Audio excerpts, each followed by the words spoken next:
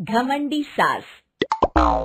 सुधा की सास विमला देवी को अपनी अमीरी पर बड़ा घमंड था।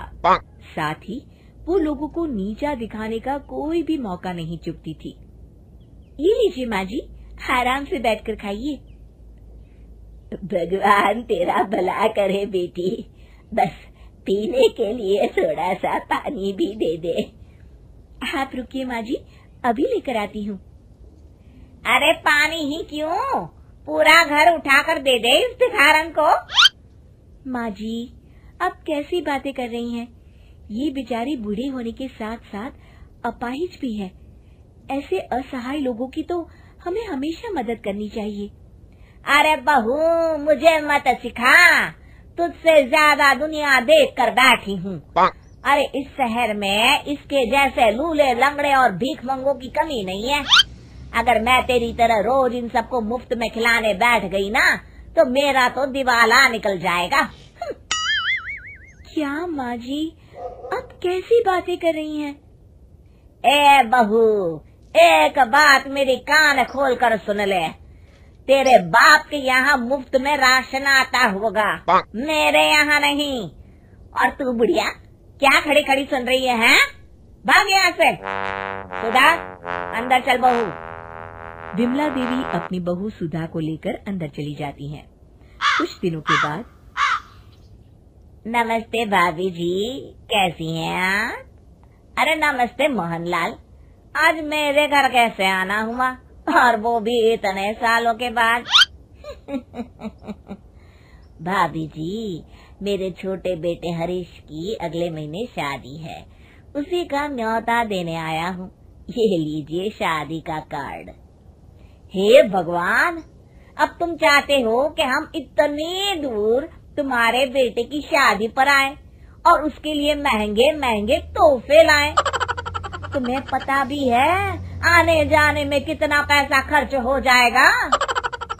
अरे भाभी, भला अपने रिश्तेदारों से कोई ऐसी बातें करता है क्या? सही बात है माँ जी। अरे बहू, तुझे क्या पता, ऐसे रिश्तेदारों को मैं खूब जानती हूँ। ये लोग ना सिर्फ पैसों के रिश्तों को मानते हैं। हाँ, ये तो आपने हद कर दी भाभी जी। मैं इतनी दूर आपके घर अपनी बेइज्जती कराने तो नहीं आया। हाँ तो जाइए ना, किसी ने आपको फोन करके तो बुलाया नहीं था।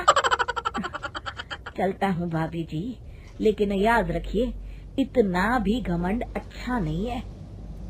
मोहनलाल नाराज होकर चले जाते हैं।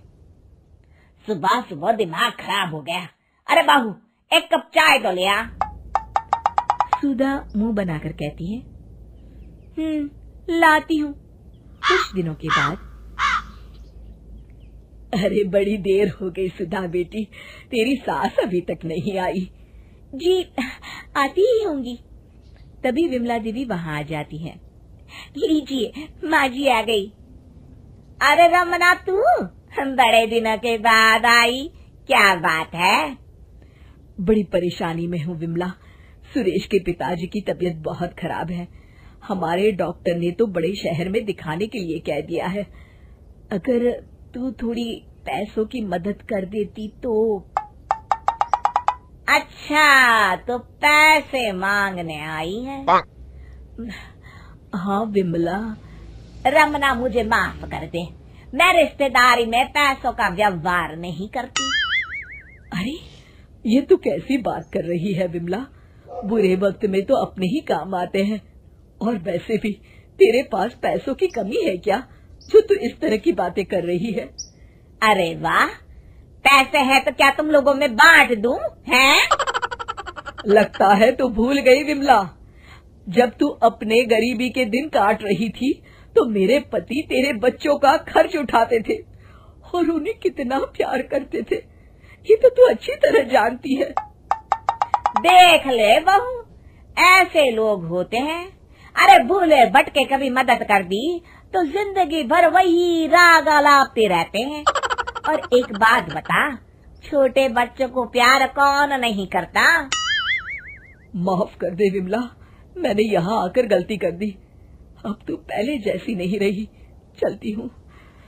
बहू, जरा मुझे मेरी लाठी तो पकड़ा दे। चलिए मैं आपको बाहर तक छोड़कर आती हूँ। हाँ, बड़ी आई थी एहसान जताने वाली। कुछ दिनों के बाद, सब्जी ले लो, सब्जी ताजी ताजी सब्जियां ले लो। आलू है, बैंगन है, प्याज है, टमाटर है, मटर है। आलू कैसे दिए? अच्छा हुआ दीदी, आज आप आइए सब्जी लेने। बुरा मत मानना, आपकी सास तो बड़ी चिक चिक वाली है। जाने दीजिए भैया, अपना अपना स्वभाव है। ये लीजिए आपके पैसे। अरे बहू, उस कलुआ सब्जी वाले के साथ इतनी देर से क्या लपड़ चपड़ कर रही है? तभी अचानक विमला देवी का पैर फर्श पर पड़े पानी से फिसल जाता है और वो नीचे गिर जाती है। मर गई रे मेरी कमर। सुधा किसी तरह अपनी सास को उठाकर घर में ले आती है। चेकअप करने के बाद डॉक्टर उन्हें पूरी तरह बिस्तर पर आराम करने की सलाह देकर चले जाते हैं।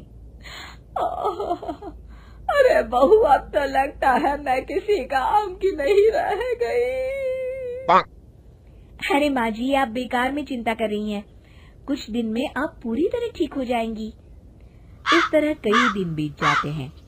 सुधा दिन रात अपनी सास की सेवा में लगी रहती थी, लेकिन विमला देवी को ये बात मन में खटकती थी कि उसकी जान पहचान का या कोई भी रिश्तेदार उसका हालचाल भी पूछने तक नहीं आया। अरे क्या जमाना आ गया है। आजकल के लोग तो इतने मतलबी हो गए हैं कि किसी के जीने मरने से किसी को कोई फर्क नहीं पड़ता। क्या हुआ भाग्यवान, अकेले अकेले क्या बड़बड़ा रही हो? अरे क्या बताऊं जी, जब से मेरी कमर टूटी है, कम वक्त एक काला कुत्ता भी मेरा हाल चाल पूछने नहीं आया। अरे तो इसमें इतना बुरा मानने वाली क्या बात है? आज तक किसी के लिए तुम्हारे मुंह से 2 बोल मीठे निकले हैं क्या? अरे तुम तो सीधे मुंह किसी से बात तक नहीं करती। याद रखो, जैसी करनी वैसी भरनी। हम जैसा बर्ताव दूसरों के साथ करते हैं, वैसा ही बर्ताव लोग हमारे साथ भी करते हैं, और मुसीबत के वक्त कोई साथ नहीं देता।